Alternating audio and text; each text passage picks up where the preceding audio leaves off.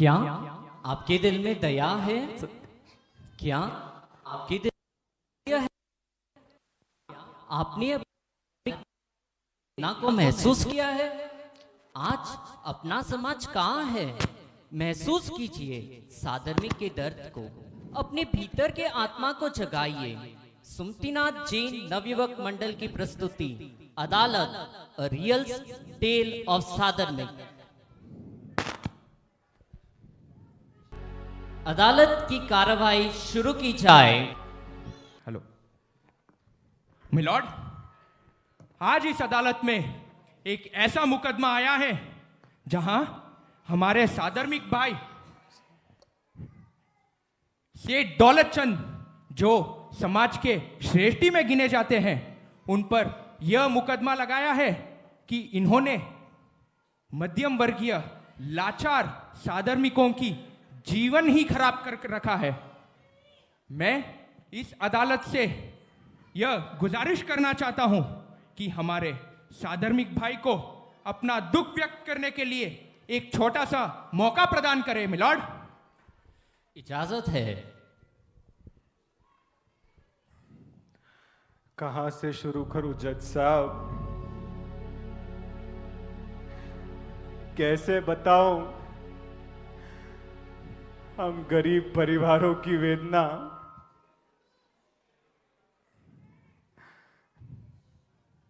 मेरे पिताजी 75 वर्ष के हैं।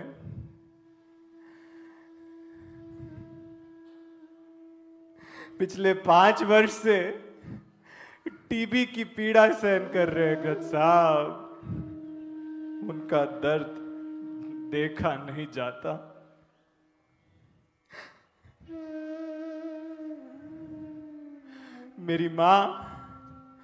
मेरी माँ उसकी आंखें बहुत कमजोर थी,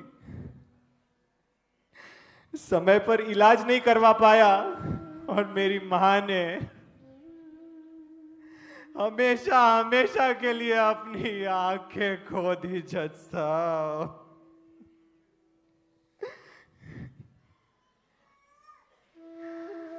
घर घर भटका जज साहब, पर किसी ने मेरी बात नहीं सुनी, किसी ने मेरी मदद नहीं की।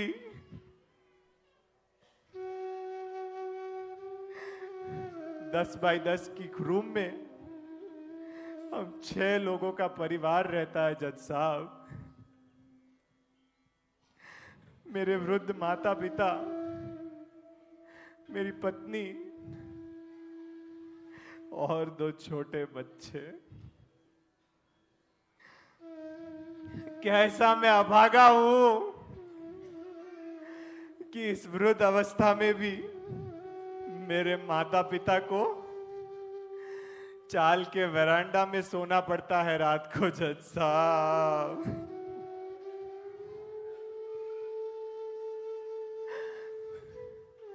मेरी पत्नी, मेरी श्राविका को फिट्स की बीमारी है। कभी भी किसी भी वक्त उसे फिट्स आ सकता है। उसके इलाज के बारे में तो मैं सोच भी नहीं सकता जज साहब।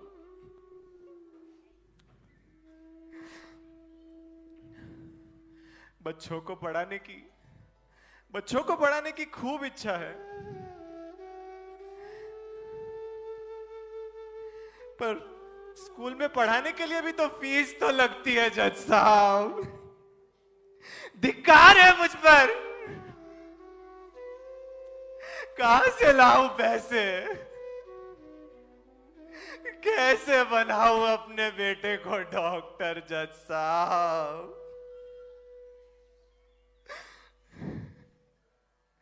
माफ करना जज साहब, पर अभी तो ऐसा लगता है पैसों के बिना तो परमेश्वर की भी पूजा नहीं कर सकते जज साहब। परमेश्वर की भी पूजा नहीं कर सकते।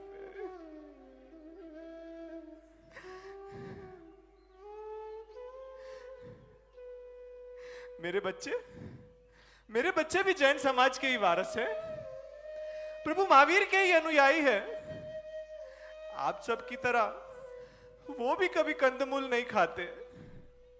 हर रोज देरासर जाते हैं और पूजा करते हैं जज साहब, पर हमें कोई समझता ही नहीं है जज साहब। कैसी हालत हो गई है हम लोगों की।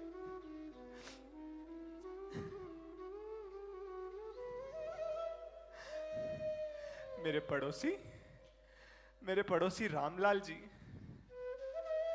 उन्हें किडनी की बीमारी है। हफ्ते में 2 बार डायलिसिस करवाना पड़ता है जज साहब। 4% ब्याज पर पैसे लिए हैं, फिर भी कम पड़ रहे हैं। अपनी पत्नी का मंगलसूत्र तक गिरवी रखकर अपना इलाज करवा रहे हैं जज साहब। कैसी हालत हो गई है हम लोगों की।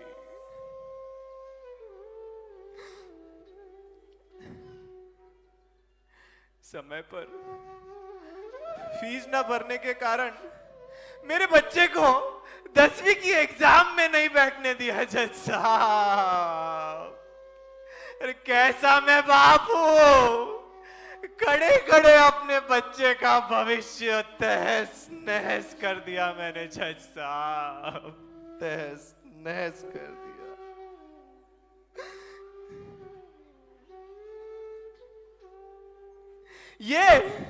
ये हमारे समाज के श्रेष्ठियों, क्या आपको हमारी हालत समझ में नहीं आती? हमारी लाचारी, हमारी मजबूरी क्या आपको समझ नहीं आती? हमारी तरफ क्यों नहीं देखते? क्या आपको हम पर जरा सी भी दया नहीं आती?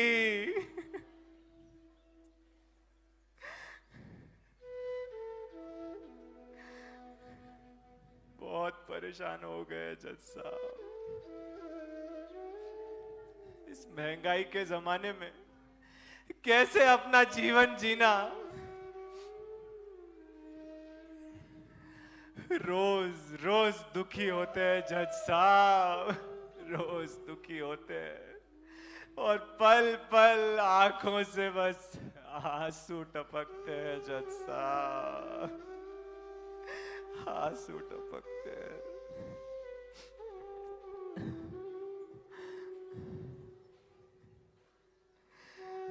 अपने बच्चों का भविष्य में कैसे सुधारूं?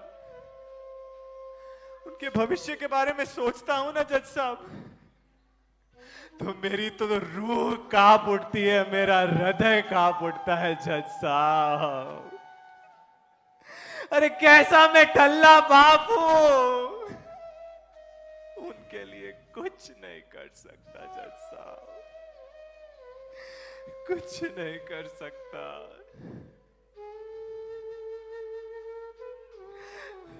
भविष्य तो छोड़िए जज साहब, हमारा तो वर्तमान भी कहां सुरक्षित है।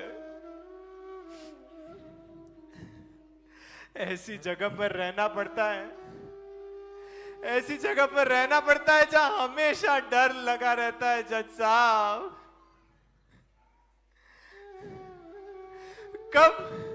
कब कोई जंगली आवारे आके मेरी बच्ची का बलात्कार कर देंगे जज साहब।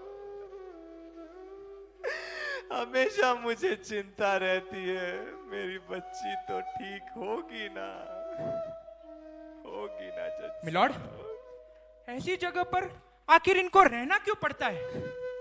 बात बस इतनी सी है, वहां भाड़ा बहुत कम है।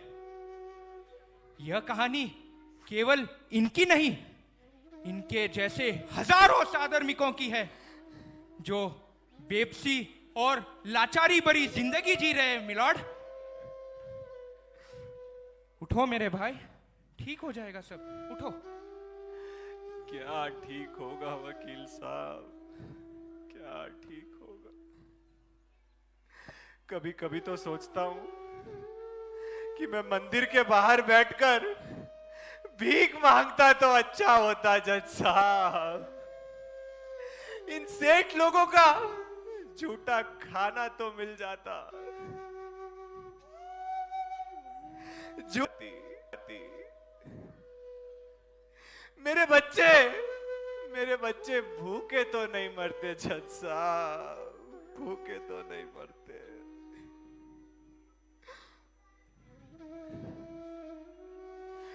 बहुत परेशान हो गए हम इस समाज से।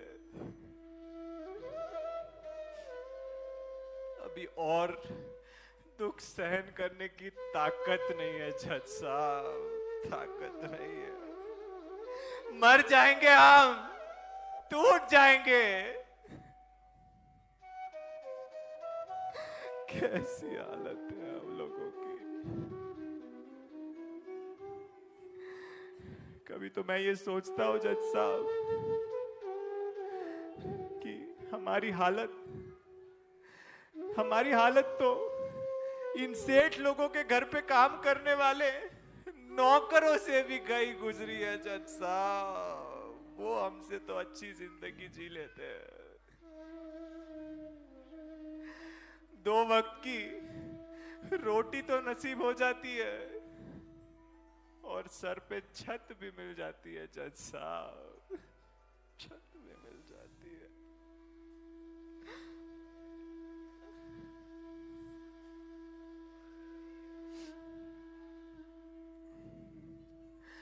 फिर भी अभी भी मुझे अपनों पर विश्वास है जज साहब।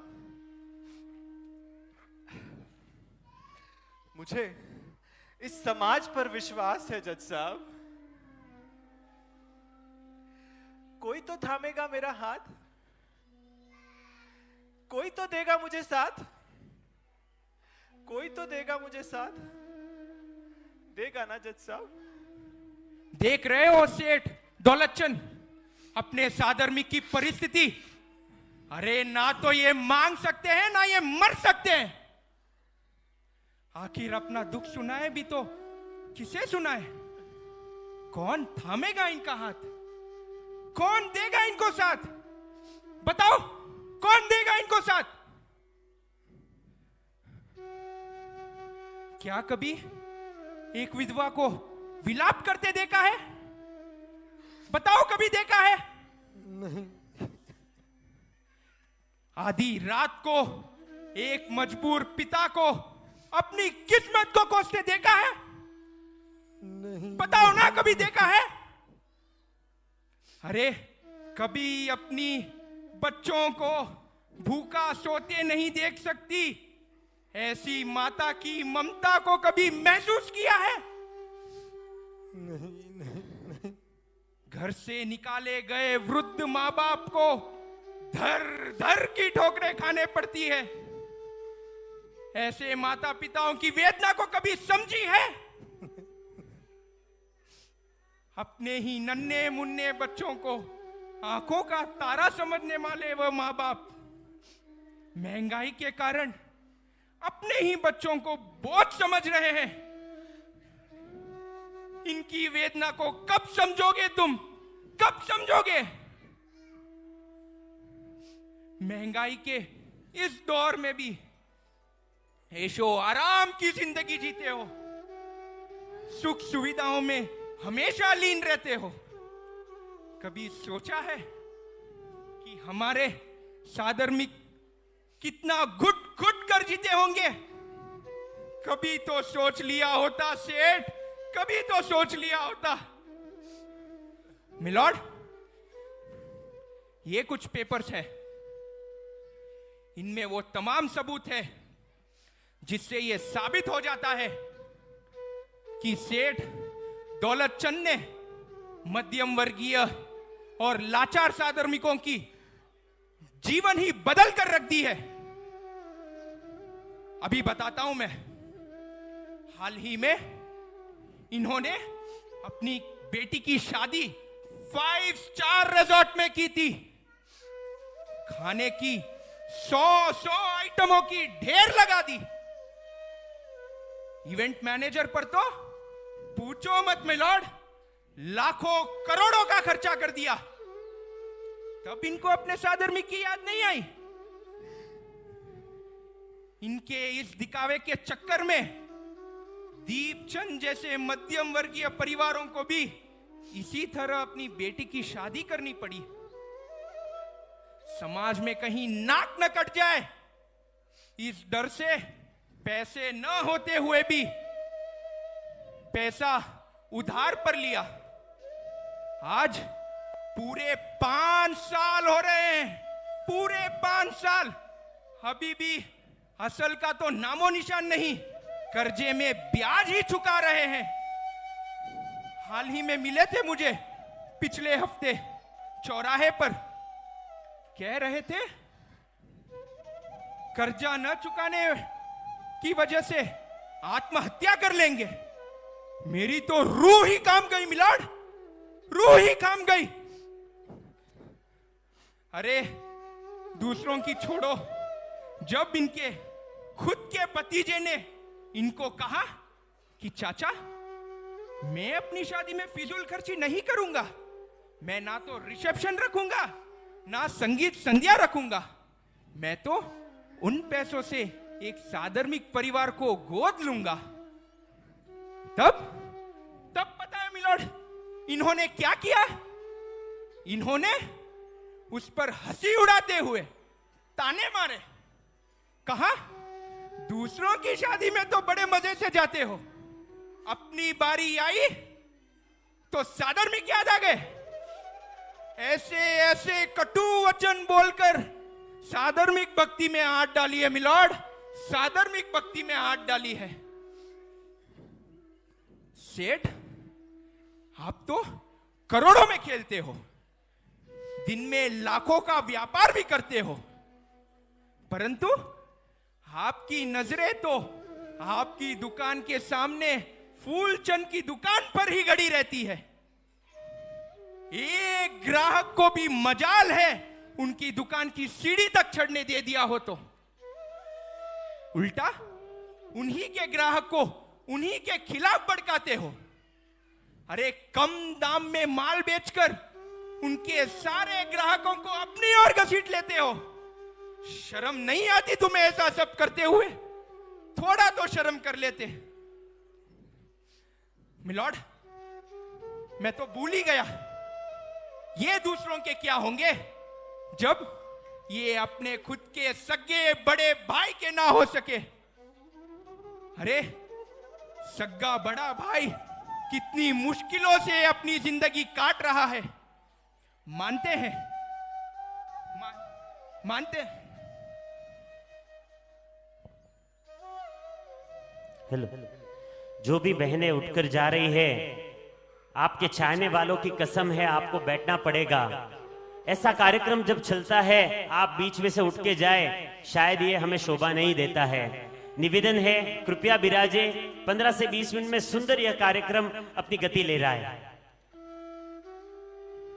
मानते हैं धर्मानुष्ठानों में तो लाखों का खर्चा किया, सारा संघ इसकी अनुमोदना करता है, बिल्डिंगों के ऊपर बिल्डिंगें बनवाई, दुकानों के ऊपर दुकानें बनवाई, परंतु अपने सगे बड़े भाई की इतनी सी भी मदद करने का कभी सोचा है?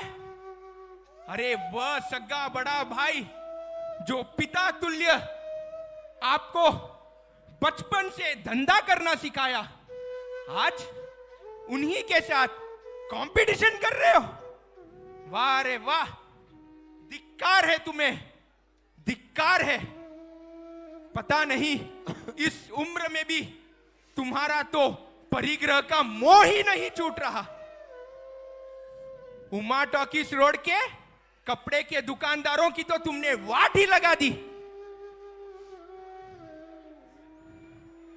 सस्ते बाजारों से माल खरीदते हो और अपनी बहन बेटियों को भी उन्हीं बाजारों से माल खरीदने को कहते हो। पता नहीं, नाम तो नहीं लूंगा, पर क्या तुम्हें पता नहीं इन सस्ते बाजारों में हाल ही में कैसा हादसा हुआ है? क्या तुम्हें पता नहीं उस हादसे के बारे में? शिवरामपेट, संतेपेट, बंडीपालिया में हमारे साधर्मिकों की अनेक दुकानें होते हुए भी केवल स्टेटस को ऊंचा रखने के लिए बड़े बड़े मॉलों से, ऑनलाइन शॉपिंग से खरीदते हो। हमारे साधर्मिकों की पेट पर लात मारते हो? अरे ऐसी जगहों से खरीदते हुए तुम अप्रत्यक्ष रूप से नॉनवेज बनाने वाली कंपनियों को सपोर्ट नहीं कर रहे? करते हैं। नॉनवेज बनाने वाली कंपनियों को अप्रत्यक्ष रूप से सपोर्ट करते हो। मिलॉर्ड, बोलना चाहूं तो पूरी रात बोल सकता हूं, परंतु मेरे द्वारा पेश किए गए तमाम सबूतों के आधार पर मैं इस कोर्ट से दरख्वास्त करता हूं कि सेठ दौलत चंद को कड़ी से कड़ी सजा दी जानी चाहिए। मिलॉर्ड, कड़ी से कड़ी सजा दी नहीं जानी चाहिए। बस बहुत हो चुका। अब और ताने ना मारो, और ताने ना मारो। जज साहब, सिर्फ पैसे कमाने की अंधी दौड़ में मैं भागता ही गया। ना कभी खुशी खरीद पाता हूं, ना ही गम बेच पाता हूं। फिर भी ना जाने क्यों हर रोज कमाने जाता हूं। फिर भी ना जाने क्यों हर रोज कमाने जाता हूं।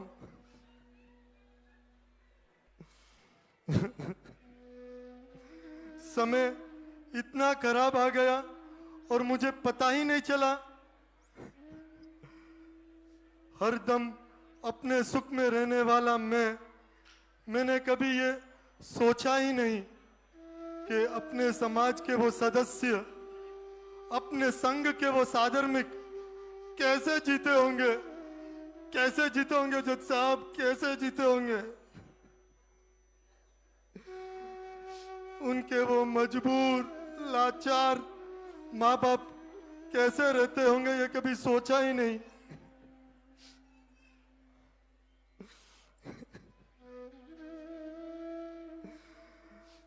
महंगाई के इस जमाने में उनकी परिस्थिति को नजरअंदाज किया और केवल एक भूल की वजह से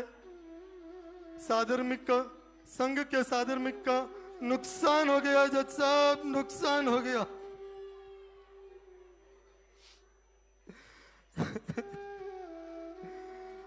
अपने धंधे में हमेशा मुनाफा कमाने वाला मैं धर्म के क्षेत्र में नुकसान कर बैठा। जज साहब, धर्म के क्षेत्र में नुकसान कर बैठा।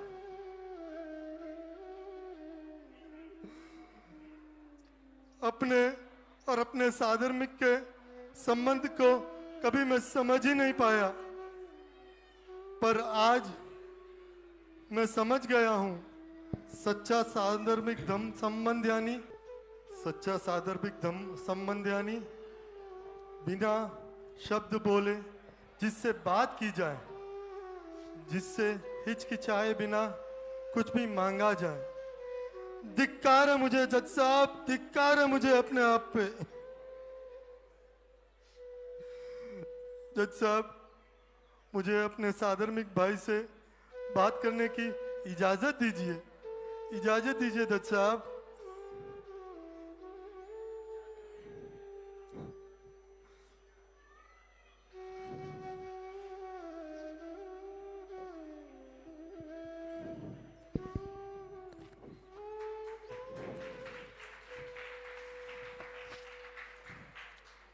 ना कोई राह चाहिए, ना कोई पहचान चाहिए, बस इतनी दुआ है भगवान से, मेरे साधर्मिक के चेहरे पर प्यारी सी मुस्कान चाहिए।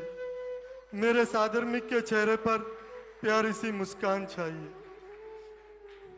मुझे माफ कर दो मेरे भाई, मुझे अपनी भूल का एहसास हो गया है। मैं अपनी भूल को सुधारना चाहता हूँ। बस मुझे एक मौका दे दो, बस एक मौका दे दो मेरे भाई।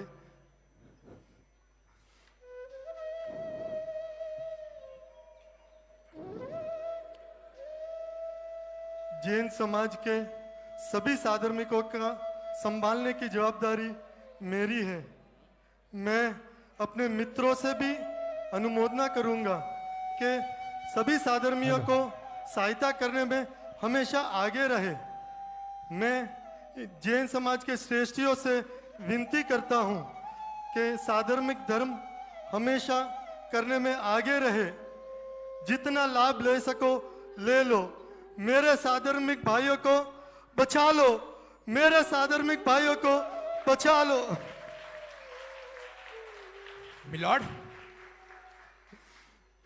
जरूरत थी सेठ दौलतचंद और उनके जैसे समाज के अन्य श्रेष्ठियों की आंखें खोलने की। अब मुझे पूरा विश्वास हो गया है कि हमारा यह संघ इन जैसे साधर्मिकों को पुनः उठ खड़ा करेगा मिलॉर्ड, पुनः उठ खड़ा करेगा। That's all milord.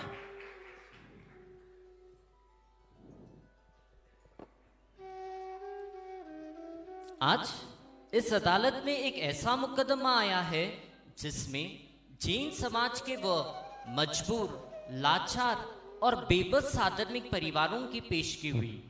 अदालत ने दोनों पक्षों की दलीलें और बातें सुनी।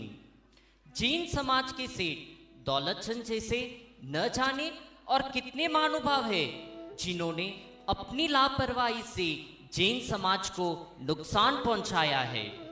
यदि आज उन परिवारों को नहीं संभाला गया तो भविष्य की पीढ़ी हमें माफ नहीं करेगी। अगर थोड़ी सी भी लापरवाही हुई तो जैन समाज दिशाहीन हो जाएगा। जैन समाज के आप सभी दानवीरों, श्रेष्ठियों को अदालत ये सुझाव देती है कि आने वाले सालों में भगवान महावीर के धर्म को, शासन को आगे चलाने के लिए आप सबको मिलजुल कर रहना होगा। अंत में अदालत का यह सुझाव है कि ये जिम्मेदारी जैन समाज के बड़े बड़े लोगों को ही निभानी है। इस समस्या का हल आप ही के पास है और इस समस्या को आपको ही सुलझाना है। इसीलिए इस कार्य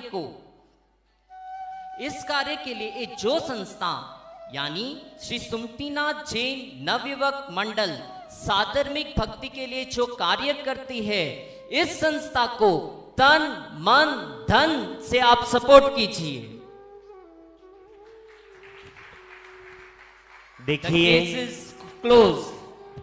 देखिए आज जो ये प्रस्तुति दी है हमारे सोनिया बहन, प्रिया बहन, अनुषा बहन, भरत भाई और ये जो कलाकार यहाँ पे महावीर भाई, अंकित भाई, रोहित भाई और राहुल भाई, इन्होंने जो प्रस्तुति दी है खूब कड़ी मेहनत रोज रात को की है। और तालियां मैं बाद में आपसे लूंगा, कारण है